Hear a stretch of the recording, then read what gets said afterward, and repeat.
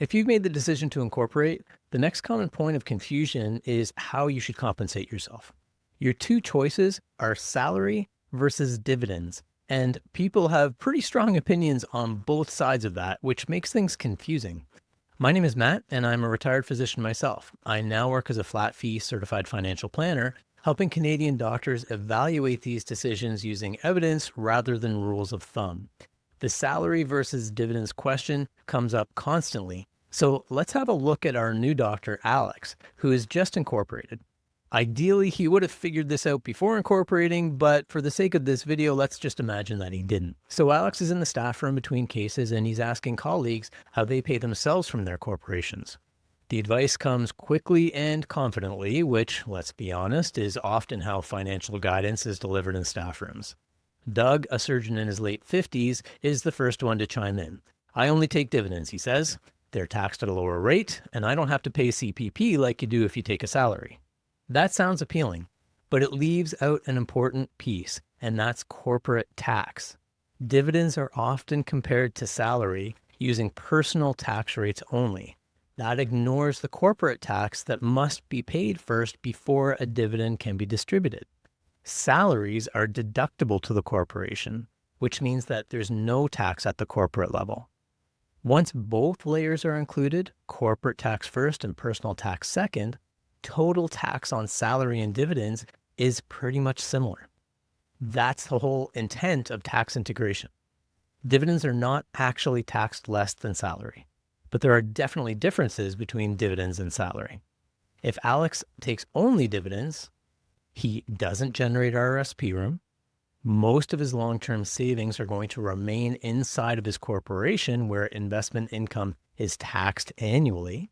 Retirement assets are concentrated then in one structure, the corporation, increasing exposure to future tax changes, and he makes no CPP contributions. Now that last point's important. It's fascinating to me that avoiding CPP is often framed as a win.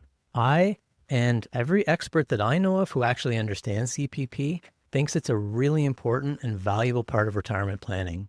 CPP is very stable and reliable, and most importantly, it provides a guaranteed income for as long as you live that's also indexed to inflation. You can't buy a product that will do that, and it's an incredibly valuable safety net in retirement.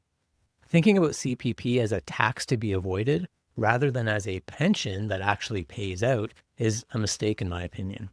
Aravind Sithamperapillai did a great job explaining all of this on episode 80 of the Beyond MD podcast with Dr. Yathin Chadha. In that discussion, he showed that CPP is significantly less expensive and actually more valuable than many physicians assume once it's evaluated properly. So feeling like dividends might not be the whole picture, Alex turns to Seema, an anesthetist who's been practicing for about 10 years. I stick mostly with salary, she says. I like the RSP room, and I'm fine with CPP. Seema's right. Salary does several things well. It creates RRSP room, allowing Alex to invest pre-tax income and grow those investments tax-free. CPP contributions build a base of lifetime indexed income in retirement, and salary also spreads assets across registered and corporate accounts rather than concentrating everything inside of the corporation. But salary only has limits. As Alex's corporation grows, retained earnings are going to generate balances in notional accounts like the CDA, RDTOH, and GRIP or GRIP account. Now, this is a big topic that I'll cover in another video, but for now, just understand that essentially these notional accounts track corporate taxes that have already been paid and can be recovered later. And dividends are the mechanism that allows those balances to be recovered.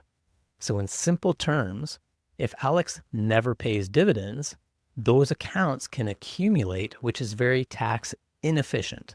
Paying dividends allows him to distribute tax-free CDA balances, recover refundable taxes, and prevent corporate tax refunds from potentially becoming trapped in the corporation. So after the staff room conversation, Alex contacts his flat fee planner, who explains that the salary versus dividends question is usually just framed incorrectly. The optimal approach is rarely salary or dividends. It's salary and dividends used deliberately and adjusted over time. The planner sends Alex links to two really good resources. First, the MoneyScope podcast, episode 13 on optimal compensation from a professional corporation. And second, a paper from PWL Capital called Optimal Compensation, Saving, and Consumption for Owners of CCPCs, written by Ben Felix and Braden Warwick. Rather than comparing salary and dividends in isolation, the authors of that PWL paper modeled millions of scenarios across different spending levels, asset allocations, and compensation mixes. And the conclusion was that dividend-only strategies tend to underperform because they eliminate access to the RRSP. Salary-only strategies can leave notional account balances unmanaged, leading to long-term tax inefficiency in the corporation. And therefore, the big bottom line is that dynamic compensation strategies produce the best long-term outcomes across a wide range of scenarios. For most incorporated physicians, the best outcomes come from treating salary and dividends as complementary, adjusting the mix over time rather than committing to just one permanently.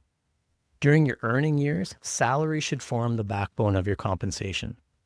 Dividends can provide a flexible way to take extra income and become increasingly important over time as the corporation grows to maintain tax efficiency. In retirement, all compensation from the corporation is going to come in the form of dividends, but that's a topic for a future video.